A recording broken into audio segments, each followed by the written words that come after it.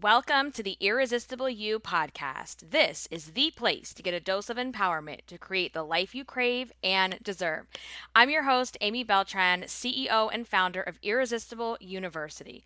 Through my podcast and online coaching program, I teach women just like you how to ditch the body image issues, gain confidence, and lose the emotional weight to look and feel irresistible at any size. If you like this podcast, you're going to love my group coaching program.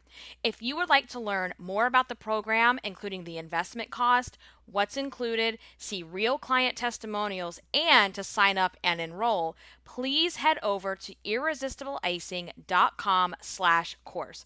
The link is also in the show notes. Hello, everyone, and I just want to say how much I have missed all of you, how much I have missed podcasting, and I hope that some of you have missed my voice as well. I know I've heard from many of you that you are wondering what's happening to the podcast? Are you taking a break? What's going on? And so, in this episode, I want to talk about why I've been away, what's next and coming up for the podcast, and also tying all of this into how to come back home to yourself. So you guys know whenever I share my own personal stuff, I always connect it back to, something you can apply to your own life. And let's just get right into it. I'm not quite sure how this episode's going to flow because I have some very loose bullet points that I want to cover, but I think this is going to just be more of like a conversational type podcast where I'm just going to put it all out there, which I guess I always do that, honestly. But anyway, this is going to be much more personal, I think, for me to share some things. And it's actually one of the reasons why I haven't wanted to post any new episodes recently. So, a couple of reasons. Why have I been away? Number one, I kind of just took an unannounced podcast break over the summer. This has been a very challenging summer for me, and I think a lot of you know why. And I also, so let me get into that. So, because that feeds into the other reason. So, number one, the reason I've been away is I needed to take an unannounced break. And the reason I needed to take a break is that I was just feeling completely and utterly spent as a human being.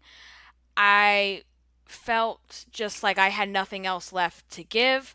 I felt like I wasn't any type of, how do I say this? I didn't feel that I could come on here and be a voice of inspiration or motivation in the state that I was in. Um, and then it made me also, the longer I was away, like for the last couple weeks, my plan was to come back at the beginning of September, and it just didn't feel right. Every time I would sit down to record, it's like me, who always has something to say, just didn't have anything to share. And a part of that reason is I have just been feeling like such a hypocrite because everything that embodies the irresistible you framework, the guiding principles that complete the framework, the things that I teach in my program, I wasn't fully doing for myself. I'm not going to say I wasn't doing it at all, but I was really just kind of hanging on by a thread. And I know 100% that me not taking those five principles and making them, the pillars of my life 100% is the reason why I have been feeling the way I'm feeling. It's contributed to that. So I think, it goes to show the power of the framework and the principles and the program and that it works, but you have to be willing to show up and do the work as well. And so this past summer has just been it's been a very different summer. So if you don't know, you can go back a couple episodes and hear the entire story.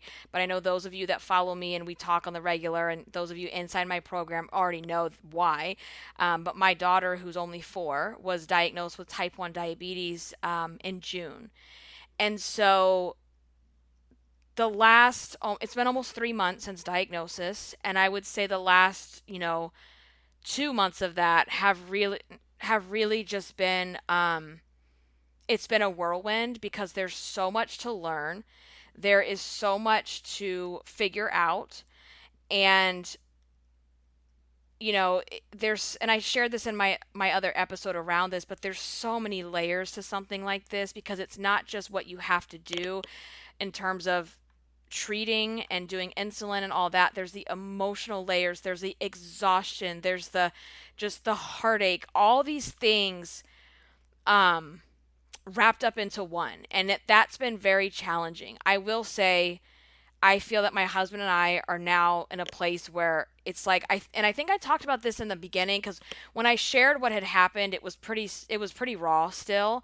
Um and I feel like we're in the place which was always our goal, and it's getting better, as time goes on, obviously. But like when we first found out Catalina had diabetes, diabetes was the center of the house. Diabetes was the passenger in the front seat. It was just every single thing was diabetes because it is all consuming when you have a child with this, especially when you first get diagnosed and you're trying to learn and you're trying to figure it out. And then she's having meltdowns about everything. And, we did get to a place where now, I mean, it's like, I can't even begin to tell you how far we've come. And when I look at the time, it hasn't even been 2 months as of this episode.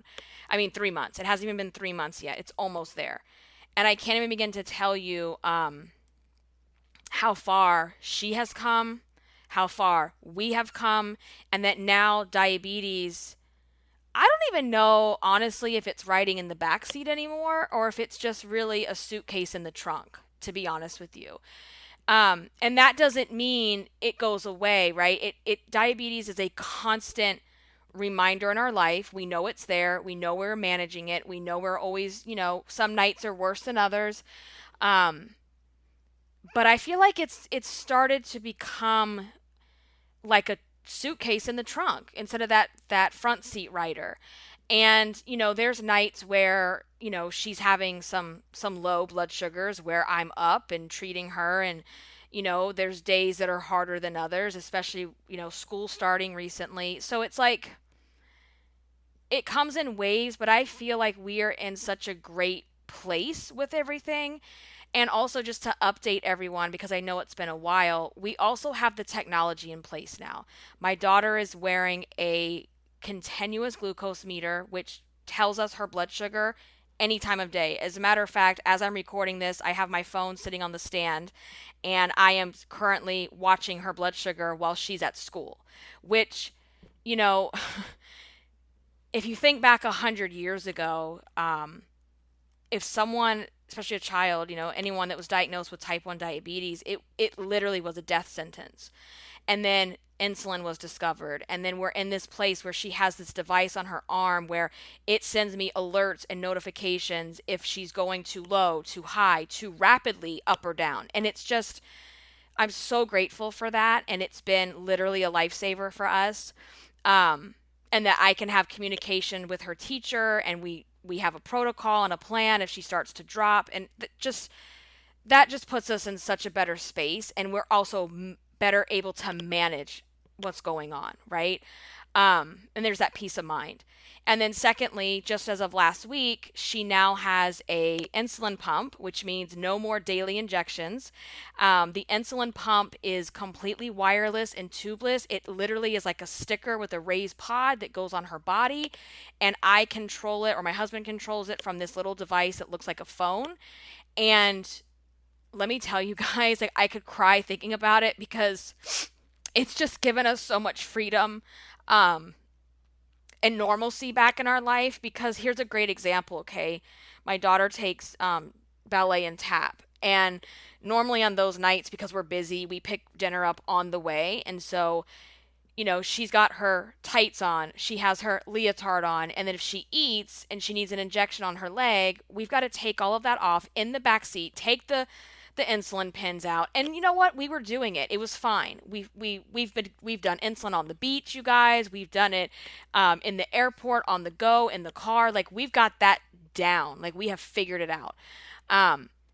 But with the pump, I can sit in the front seat, give her her dinner in the back seat while she's in her chair, put her carbs into this pump, and I just keep driving to dance class. I mean, we were even at an outdoor fair, like a fair carnival type thing this past weekend. And out in the middle of the heat, I noticed her blood sugar was going up really high. And so I corrected it right there in the heat outside. She doesn't even have to know what's happening, right? So it's just having this technology and these devices. I am so grateful that these things exist, and that has made our lives so much easier. Um, Diabetes is never gone, right? It's never managed, so to speak. Well, it's managed, but it's never, how do I say this? The reason why this can be so draining for a number of reasons is the fact that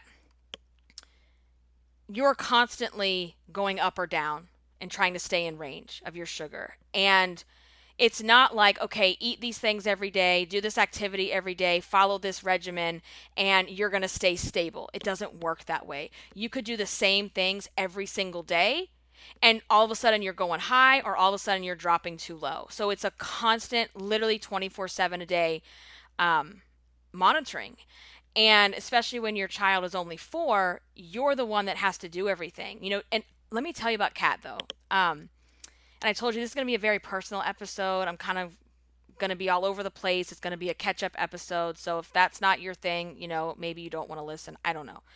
But I'm just going to talk. This girl is so smart, so intelligent, so intuitive. She understands what's happening. And she's curious. She wants to know how to do things. She wants to know, how many carbs is this, mommy? How can I have this? Or she understands what's happening. And, the first couple weeks, like I shared before, were a nightmare. It was completely heart-wrenching and heartbreaking and devastating because of how she was feeling as well. And it's like, as time has gone on, it's like, you guys, like, sorry. Let me just share this. I think this is the epitome. These two stories right now that I'm going to share are the epitome of her. It was like yesterday. We were at this fair, and there was like this little kid roller coaster, and she went on it.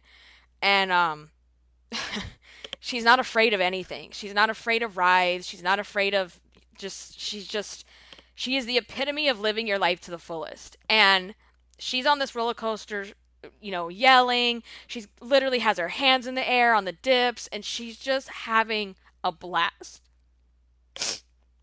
And Frank and I looked at each other and we're like, diabetes is not even, it's not even like in her dimension. Like, it's just not even in her head. Like, she knows she has it.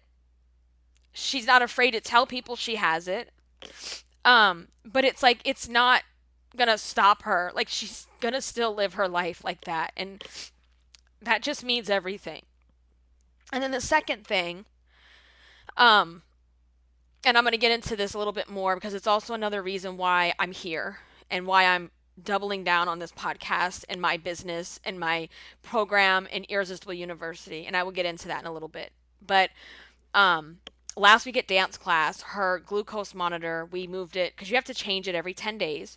And the last change, we put it on the back of her arm. And so then, of course, in her shirts, or especially her leotard, you can see it. And the way that I teach her and my husband teaches her, it's nothing to be ashamed of. This is part of you. You should be proud of yourself. You're proud of your meter. You're proud of your pod. Like, just be you. Like, be proud of you, right? And she told me, she said, "Oh yeah, mommy, a couple girls in class, like, they were asking, like, hey, what's on your arm?" And I said, "Oh, okay." I said, "So what did you tell them?" And she said, "Oh, she's just so nonchalant. She's like, I just told them I have diabetes, and this is so I don't have to prick my fingers anymore." And then I guess they all went back to dancing, and it was no big deal. And then I asked her, I said, "So when people ask you about that," I said, "how does that make you feel?" And she said, "Happy." She said, "It makes me feel happy."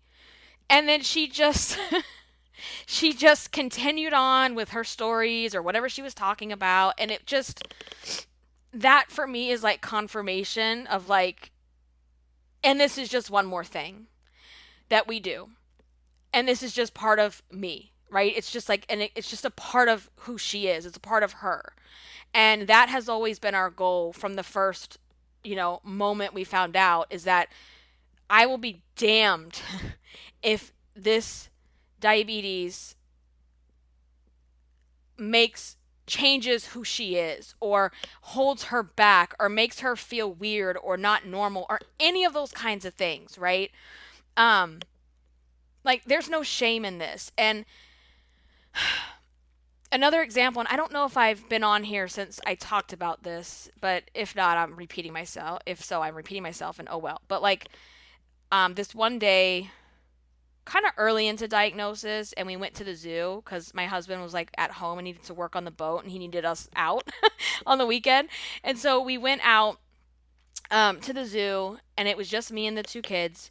And at this time, we didn't have a glucose meter, so I had to go do it in the bathroom. I didn't have to do it in the bathroom. I did it in the bathroom because she went to use the bathroom and we were getting ready to eat lunch. And this woman, she knew what we were doing because she was in there, and she said, I just want to tell you, you are the bravest little girl I've ever seen. And she was like in awe of her. And then we went outside because the seating is outdoors to eat or whatever. And when it was time to do her insulin, this is when we were still on the pen injections, I said, where do you want to do the insulin? Where at? She's like, oh, right here. So because I don't ever want to say to her, okay, like let's sneak off to the bathroom and do your insulin. Don't let anybody see, because I don't give a shit who sees. Like, and if you have a problem, you're going to be knowing that you crossed the wrong person, the wrong mom in a second, because I'm not having it. I'm not going to have that. And I think that's part of the problem with things like this.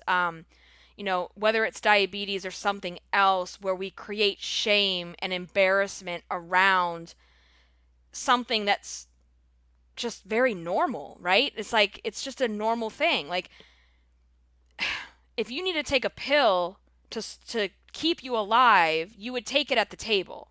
My daughter's going to take her insulin at the table, period.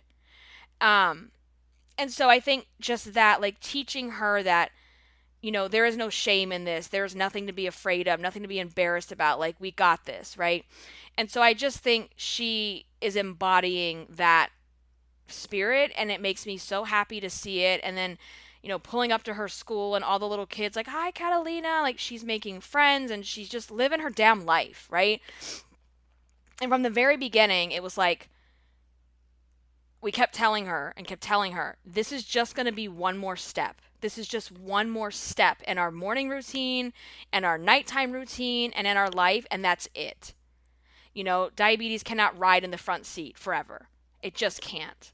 So anyway, I wanted to share that because that's kind of the update. She's thriving. She's loving school. She's loving her activities. She's just, I know she's my child, but she literally is such an amazing human. And she's just a boss. Like, she just handles it like a boss. And so there's that. Now, that said, it's not like it's not still mentally draining on me at times, because it is. You still have your rough spots. You still have your rough nights. For example, last week, she kept going low at school. And that's terrifying when you're sitting there watching your child's blood sugar dipping below 70. And you're not there. And so having to let go of some of that control has not been easy. It's hard, but she's in good hands. She has an amazing teacher who's looking out for her. So that just makes me feel so much better. But nonetheless, it's been draining. And so the last couple months, have been personally very hard. It doesn't mean every moment is hard. It doesn't mean every moment is dreadful, because it's not. And I think sometimes we're afraid to talk about the hard times or the bad times because we don't want anyone to think, oh my God, you must be like this all the time. And it's like, no, it comes in waves, right? It comes in waves. And, I also haven't been here, like I said, because it's been hard for me to put myself first. It's been hard for me to make Amy the priority when the priority has literally been I need to make sure my child is alive. And that's not being dramatic, that's being the truth, right? I have to figure this out because this is literally a life or death situation if I don't. This is actual survival mode, right? And that's a lot. It's a lot. And then on top of that, I'm already in the first year of Javi's life. And anyone that's had a baby knows, you got to get that first year as a, what, right? It's hard because there's so many changes. There's, the sleeplessness. You're going through so many different phases. And that first year is it's hard. And, he's still not sleeping through the night. So there's that piece.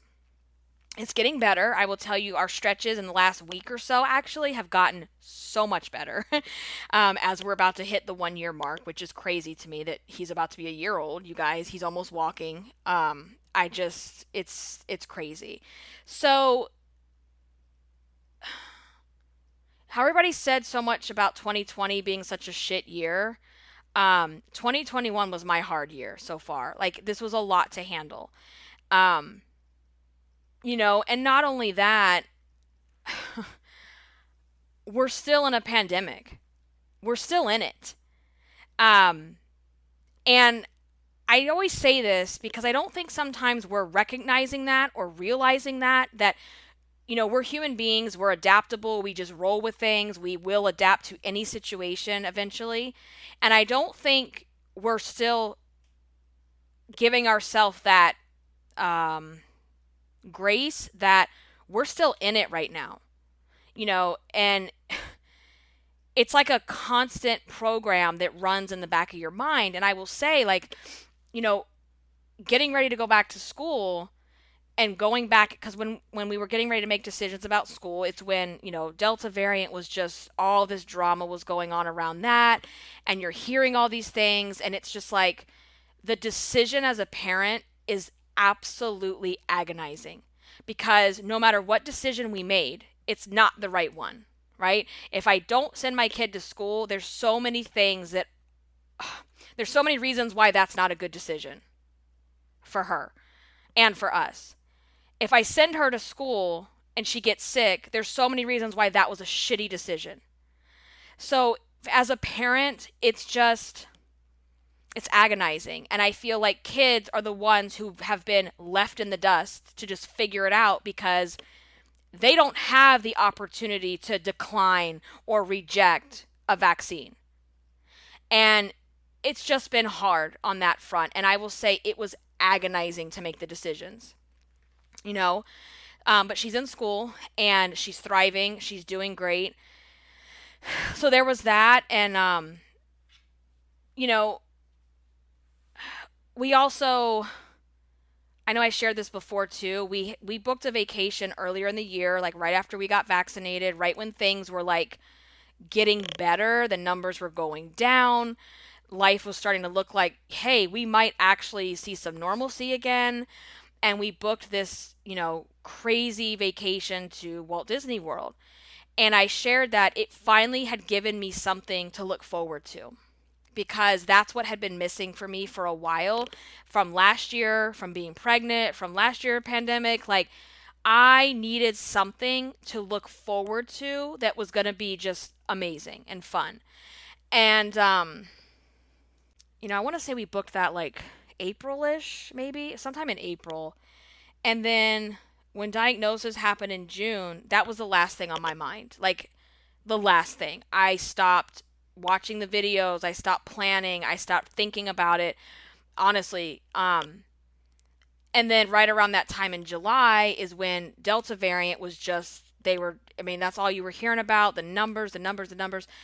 And we were just like, especially in Florida, we're like, are we going? Are we staying? It's so stupid if we go. We're so stupid if we don't go. Like, just again, on top of the school decisions, it became all of this conversation. And it was agonizing. And I kind of put it in my head that we're probably not going to go, And so that made me really sad, and I think kind of fall back into my rut and feeling depressed a little bit, because it's like, great, like we've had this thing happen to us this year that's really hard. We are just coming off the heels of having our baby turn 1, which the first year is just a cluster. And now this thing that we've been planning and we worked so hard for, we're probably not going to go.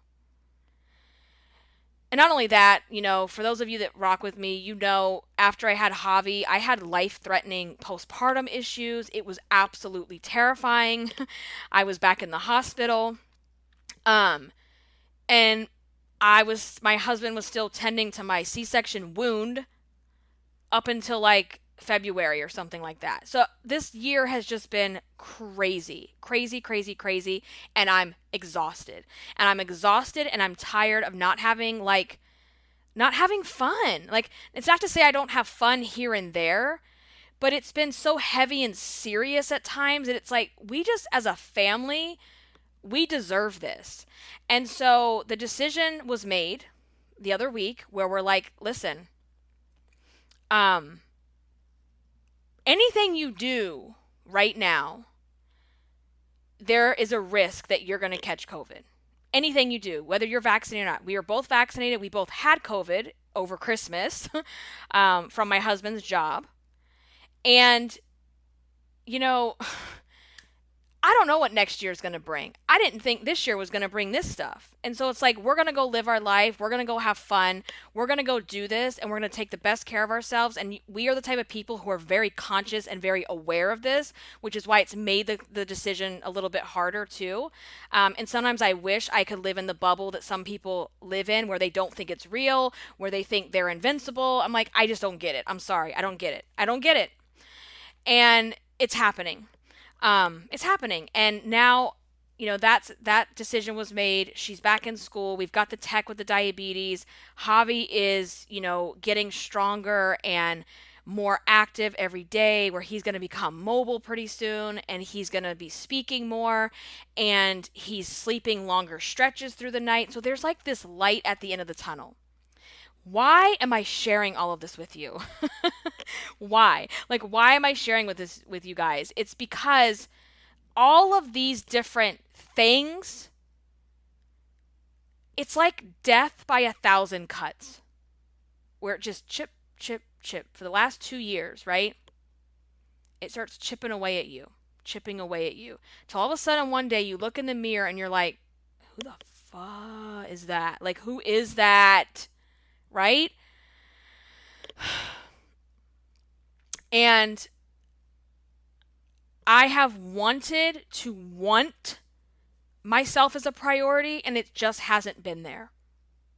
Because I get through the day. Let me show you, let me just explain to you kind of an example of what I'm talking about. So an example of what I'm talking about is, my husband and I have been on these crazy opposite schedules for a while, right? So I work in the mornings, early morning, until about 1 or 2 o'clock when he goes to work.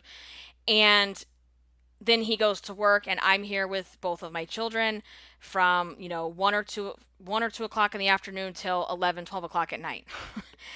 And it's a lot. It is a lot. So doing the dinner routine, the bath routine, the night routine with 2 of them, and then we throw diabetes in the mix, it just was a lot.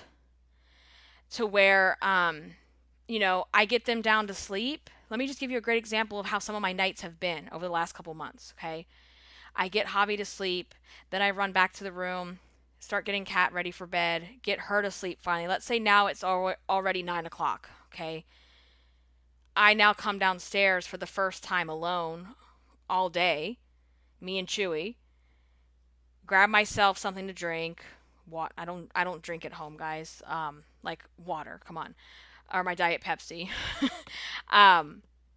Sit on the couch, get my computer out. I want to catch up on some work. I want to catch up on some personal development type stuff. Whatever. It's my time, right? I kid you not. I will get comfortable on the couch. I'll have my drink sitting there. I'll have Chewy curled up in my lap. We've got our blanket on. Wah! Javi's awake again. 2 hours after he's asleep. Okay, I move everything. I go upstairs, pat, pat, pat on the back, roll him over. He goes back to sleep. It's usually just that's all he needs. Go downstairs, get all comfortable again, start getting into whatever I'm doing. Mommy, I hear Catalina coming down the steps because she woke up to pee and she wonders why I'm not in the room with her. I seriously, this is how it's gone. Um, and then Frank gets home 11:30. I always stay up. Like I usually hang out with him for a little bit. We talk, we hang out.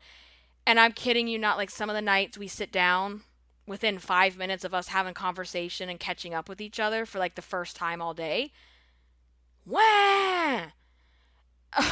So it's like I cannot. Like I literally can't. Like y'all are cute, but y'all are driving me crazy. Y'all are driving me crazy, okay? So then it's like F this, man. Like I like I just can't. Like my life is in a season where it has been like kid central. And I know that that's going to change. I get it.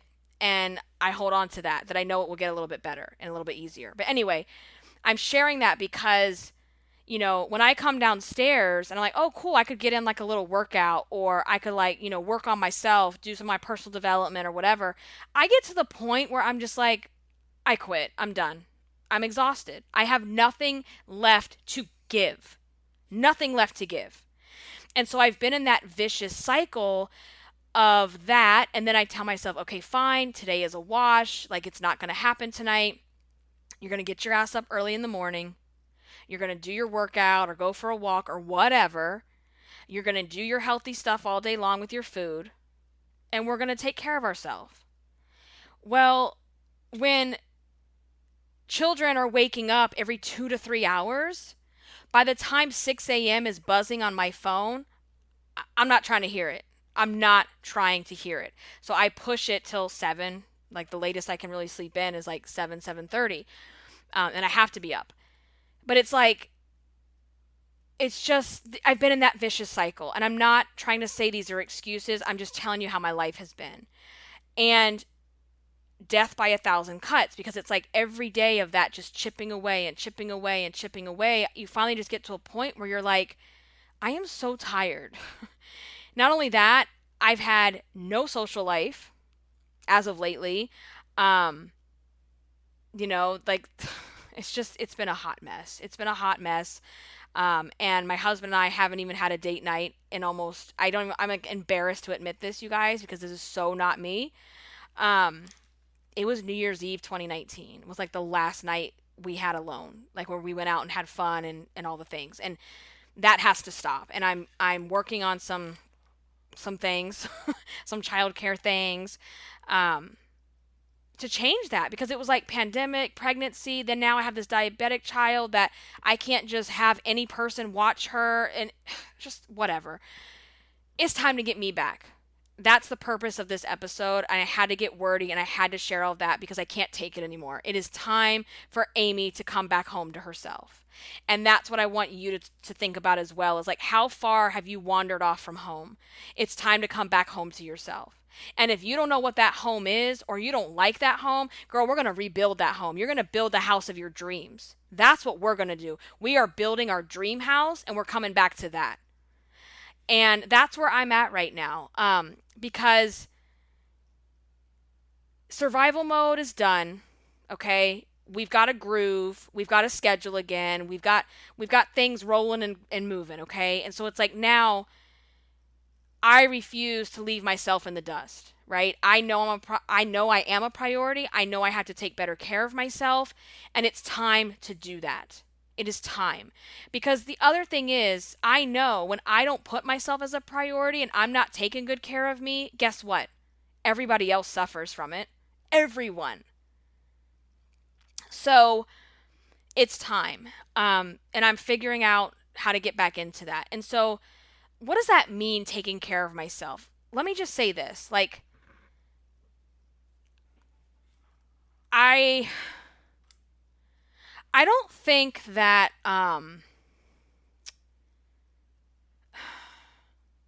don't think that I've completely let myself go. I don't feel that way at all. but I feel like I've let a lot of things go, if that makes sense. So let me just say this. Number one, weight loss stuff. I haven't gained weight. And so I think that, I'm going to pat myself on the back for that as an accomplishment, because I think many years ago, I would have probably gained 50 pounds from this whole thing that happened, right? But I haven't lost anything. I've kind of just been hanging out. And you know what? Sometimes when you're in survival mode and you're just maintaining, girl, like that's a yes, let's celebrate that, okay? Um but I can't stay at this weight. I don't feel good in this weight. I'm still carrying the baby weight, plus the extra weight. I can't stay this way. I don't feel good this way. And when I say taking care of myself, it's not just the weight, it's taking care of yourself is, yes, the things that you're putting in your body to eat, the way that you're moving your body and doing activity, but it's also your mental health, your emotional health, your social health. Like, how are you showing up in the world?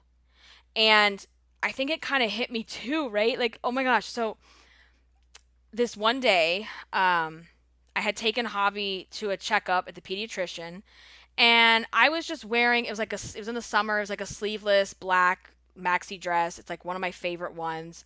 Um, I had my big old diamond hoop earrings, I had full glam face. Like, we were doing everything. We were doing all the things, all the liner, all the bronzing, all the contouring, all of that was happening. But then you couldn't see half of it because I had my mask, and I had my like diamond blinged out mask. And one of the ladies was like, "Oh my God, you look so pretty today," or "You look so nice today." And I thought, or like so fancy today. I don't know. She said something like that. And I thought to myself, oh my God, like, but the way that I was showing up that day, that's just Amy. Like, to know me is to know that's me. I'm going to have the full face of makeup on. I'm going to have the crystal blinged out nails. I'm going to have the diamond earrings and all. Like, that's just me. And I thought, oh my God, how the hell have I been showing up to this place? The fact that and to me, I wasn't like being extra that day. For me, that was not an extra day. Like, this was like daytime glam. This was not, I wasn't even in heels or nothing like that. This was just me. Like, this is how I usually do, right? And I felt like, oh my God, I must be showing up here like a disheveled hot mess or something normally. And so it kind of reminded me that it's, again, death by 1,000 cuts. I had stopped wearing some of my even my wedding ring because my fingers were still swollen from the weight gain with Javi. And, so then I don't feel like myself there. Or I had stopped wearing certain shoes or doing my hair or doing my makeup a certain way. And it compounds and compounds and compounds. And that's why I'm always telling you, the more you take care of yourself, the more confidence you're going to have. Because I also noticed, I'm a pretty confident person. I teach people this stuff, right? And I even noticed I wasn't being my like full, like confident voice and self. And I'm like, what is happening here? This is not okay. So sometimes, guys, we abandon ourselves because something else has our attention. And sometimes the thing that has our attention is necessary for a little while, for a season. We talk about seasons on here a lot. And this has just been a season of hard. This has just been a season of adapting. This has just been a season of we got to figure this out. But this is my way forward. This is my new normal, right? I am the mother of 2 kids who are amazing, beautiful children, right? But they are high energy. My son is 1 year old, almost. My daughter's about to be 5, and this season of little kids isn't going to change in 6 months. It's not going to change in a year. So it's like, if I don't figure out how to take better care of myself and come back to Amy, what good am I to them? What am I showing them if I roll out of bed and come to work at the office? Gross, right?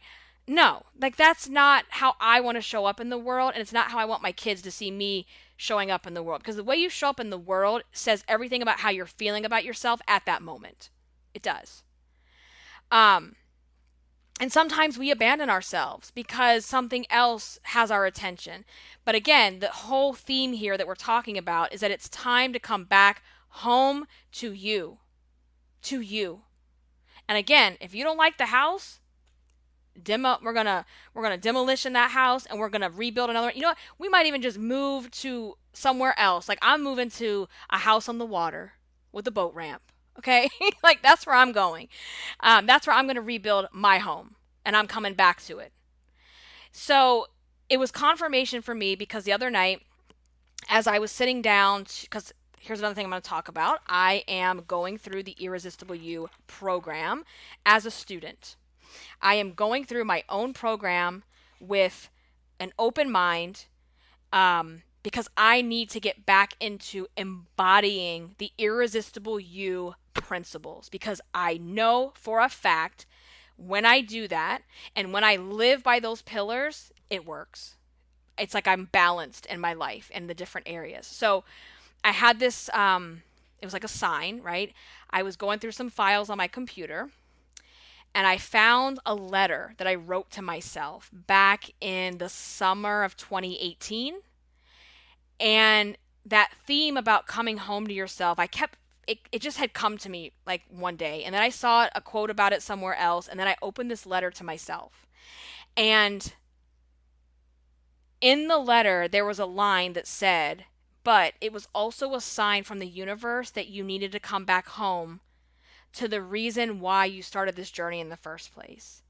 And I had written that in response to when I was still at my full-time job when we had all gotten laid off because the company basically collapsed and we were all laid off. And I put in there, this has happened. It was an amazing job, but it was a sign from the universe that you needed to come back home to the reason why you started this journey in the first place. And by journey, it meant Irresistible You and like doubling down on the program and the business. And that was before the podcast was born. That was before the podcast was even born. It was born probably like a week after that letter, actually. So, and I'm sharing this too, and I'm like all over the place, I know. As I was feeling the way I've been feeling like I have nothing else to give myself, feeling like I have nothing else in me, like I'm just spent, right? And essentially becoming what I said I would never become, someone who forgets themselves. Like anyway, as all this was happening, I just couldn't find it in my heart to come on the podcast. I had nothing to say because I felt like a fraud. I felt like a hypocrite. I felt like, oh my God, how the hell can I get on here and talk about the things that I talk about and I'm not even doing them for myself 100%. Like I can't do that. And I even went back and forth, you guys, about, maybe it's time to pack it up. Maybe it's time to just pack up the podcast, close down the coaching program, shut down Irresistible University, and just do corporate client contracts. And, that would be a decision that I would probably be on my deathbed regretting for the rest of my life. And, client work that I do behind the scenes, these corporate training projects, the pay is great, steady, but it's not where I'm meant to be. It's not where I'm meant to be full time, right? So, it's just in my frustration of things, I thought, I'm just going to pack it all up and I'm done. Irresistible You is dead. I'm over it. I'm not doing this anymore. And I'm not over it. I've never been over it. I can't let it go. It's my baby. It's my thing. It's my purpose. It's my passion. It's why I was born. And I don't mean that to be some dramatic person. Like, it's why I was born. It's why I was a chubby kid. It's why I was bullied. It's why I have struggled with weight my entire life. I was put here to do this. This thing was born in my brain. That doesn't happen by accident. If you have an idea or you have a thought or you have like this thing that you want to do that just comes to you, that is not an accident. And this was born back in, oh my gosh, 2010. And things have evolved, things have changed. But when I go back and watch my old grainy videos, the heart and soul of what Irresistible You is still alive, and it's only gotten bigger. So when I read that quote that said, you needed a sign, this was another sign. You needed a sign to come, you needed to come back home to the reason you started this journey in the first place. And the reason I started this journey in the first place was to, number one, help myself get through my dark times and have a framework and a way to live my life. And it was also a way to share and do that for other women. But I had to do it for myself first. And when I see my little girl, here I go, guys. Can't talk about her without crying. When I see my little girl walking around with 2 medical devices on her body, if that's not a sign from a divine being, from God, from the universe, if that's not a sign that I was born to do this, I don't know what else is. Because body image is not just how fat or skinny you are. Body image is not just what you weigh. Body image is not how many rolls you have. Okay? Body image comes in many different forms. And I can guarantee there are girls and women out there who are embarrassed and ashamed that they have to wear medical devices on their bodies. You know? And I make it my mission that she knows it's nothing to be ashamed about, that you need to be proud of who you are. And I also know that other kids are mean. And I don't mind kids asking her because they've never seen it before. You know, they're curious. And that's fine. And I think it's great because she can be an advocate about these things as well. And it's like, I know there will be the day, though, that someone's child is not nice. I know the day will come when someone will say something rude or mean or cruel. And I was bullied for my weight. And so I know how traumatic that is, and I know how that feels. And would it be doing a service to my daughter to say, you know what? Mommy used to have this awesome podcast where she helped women feel confident in their skin. She used to help them with body image. She used to help them feel good about themselves. And she also had this amazing online coaching program that did the same thing with her students. Well, what happened, Mommy? You don't do that anymore? And I would say, no, I shut that down because I wasn't feeling good about myself because I was exhausted from life. That is not going to work for me. That is not going to fly. That is not, no. Enough is enough, guys. Enough is enough. Like, I have a bigger purpose, and I have a duty to help myself, but help my daughter, to help you guys as well. And that is why I'm here. And that's why I wanted to say, you know, one of the things I was talking about in this episode too is like, what's next? Like, I talked about where I've been, what's been going on, what's next?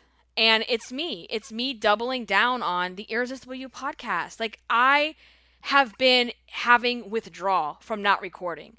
I have been having withdrawal from not talking with some of you because, you know, I haven't been as active on social media either because I go on there and I'm just like, ugh, like, I don't want to be here right now. And I want to come back and I want to be active again on there. And I want to, you know, if I'm going to do this, if I'm going to double down, it's time to go hard. It's time to go hard. And that's what I'm here to do. Because I have a responsibility, I have a duty, I have an obligation to show my kids that we don't give up. We don't give up because life got too hard. We might stumble.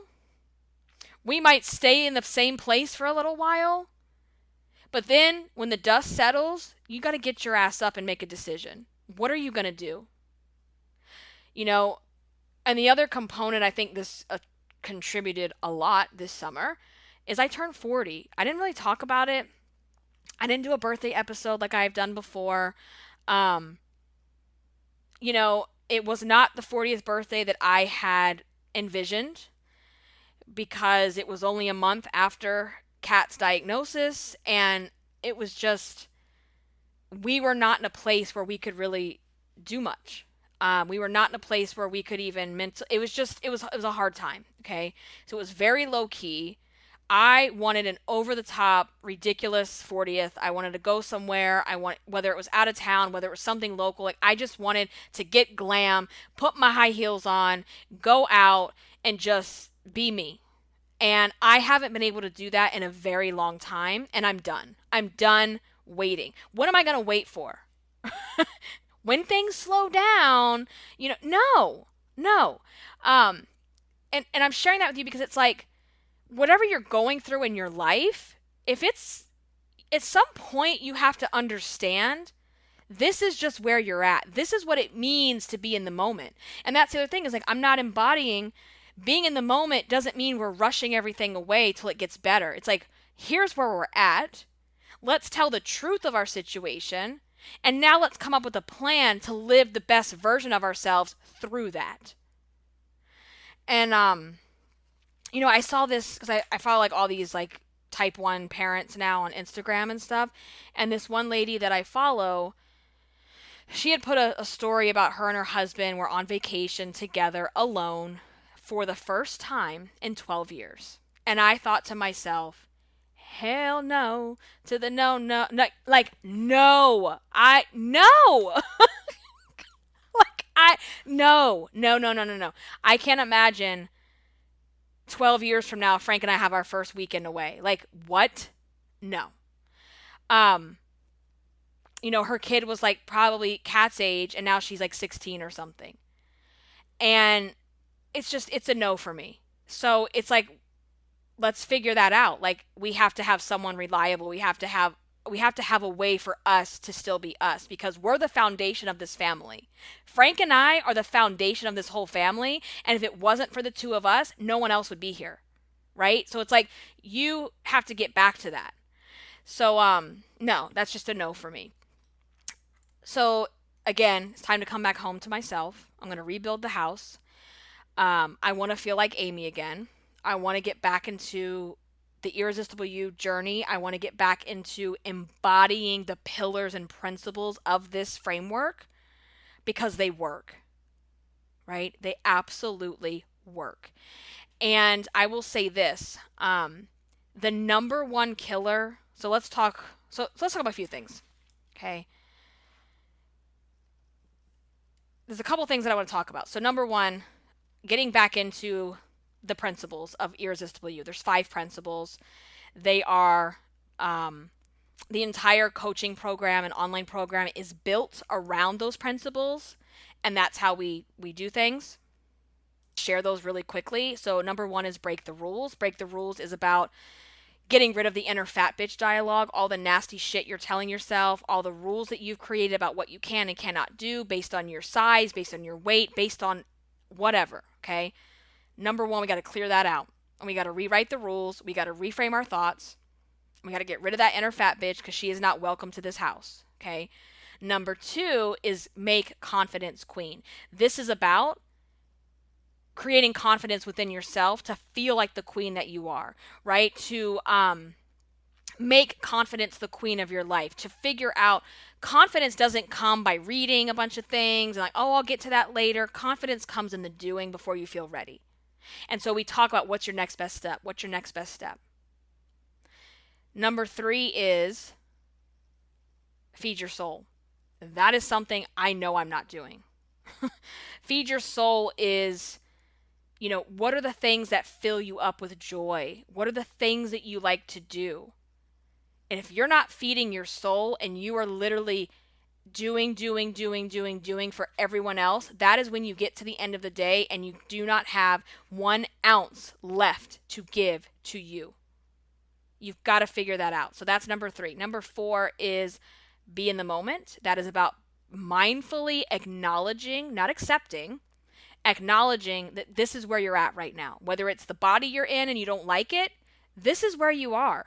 It doesn't mean you're not working to lose weight and change it if that's what you desire. It means if you're going somewhere tonight and you don't like the body you're in, what good is it going to do you to sit around and be sad and moping and talking shit to yourself when you can't change that tonight? You got to work with what you have right now and just be in the moment. So that's like being in the moment. Number 5 is get your glam on. This is all about how are you taking care of yourself?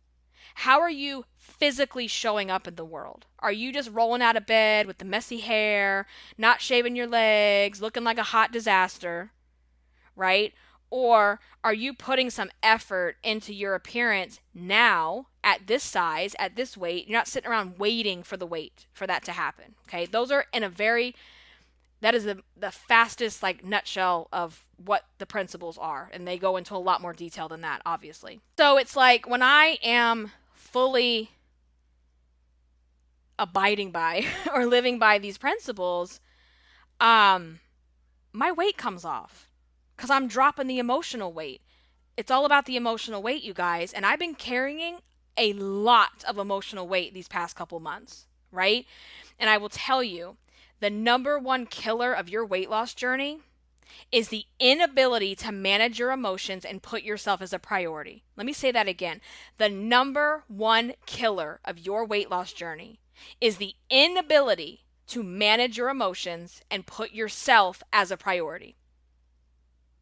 It's not about the diet plan or how much you're working out or all of this kind of stuff. It's like if you're not managing your emotions and putting yourself as number 1, you're not going to care enough to take care of yourself. You're not going to have it in you to take better care of yourself and make good decisions. So for me, it's like embodying the rules, getting back to taking better care of myself as a result, which means better food choices, planning out the food, getting in the activity, which also feeds my soul. If I get out every day, I get outdoors with my kids, with my dog, or with myself, that feeds my soul and it keeps me active and it keeps the weight off. When I take better care of myself, makeup, hair, the outfit, and I feel really confident and pretty in my own skin, I am more likely to make better decisions. When you are wearing a dirty sweatshirt, messy hair, you don't give a shit if you're going to go sit on the couch with a big bowl of food. Because the slobbiness creates more slobbiness, honestly, seriously, right? The fabulousness creates more fabulousness. What do you want to do? Which one do you choose? So there's that. And so I am putting myself back through the program as a student. And I tried really hard as I'm going through it to not like write stuff down to change or add or whatever, but I can't help it. Like, this is my program. This is my baby. I am a, training designer by trade anyway. So it's like, as I'm going through it, I'm finding things also that can be improved or enhanced. And so what's cool about that is anyone that's in my program, that's already paid for the program, no matter when they took the program, they will get access to all of that, because they have access to the online materials forever. So that's going to be really cool for those of you that are inside the program. And I want to share this journey. I don't want to do this in a bubble. I'm coming on here also to be accountable, because I want to share as I pull myself out of this place and I start to come back home to me. I want to share what this has been like, or what this is like, because I feel like I'm in a place where it's time for a glow up again. We need to we just got to do this. It's time to do this. It's time. And it's also time to lose the weight for the last time. When I look at pictures of Kat almost a year old, I mean, I had lost pretty much almost all the weight for the most part. Not all of it, but a good chunk of it. And I was in a much better place mentally. So it's time. I don't want to be at Javi's 5th birthday party talking about the baby weight. And I just turned 40. And it's like, if it's not now, then when? Seriously. Like, seriously. Stop your excuses. Stop your bullshit. If it's not now, like, when are you really going to do this? I don't want to be in my 50s and older and like still having the same shit going on. Like, I'm done having kids. There's no reason for me to gain weight anymore, unless I make that decision to gain weight, right? So I am just in a place where I want to fully become again like the most irresistible version of Amy, from my mental state to my emotional health to my physical state to just everything, all the things, right? It's like the full circle. And so that's what I'm going to do, and I want to document that. I want to share that through the podcast, through my social media. And I don't know if you guys have ideas of like, what do you want to see from me as someone who knows what to do, who created this program, who created this framework. What do you want me like, what do you want me to share?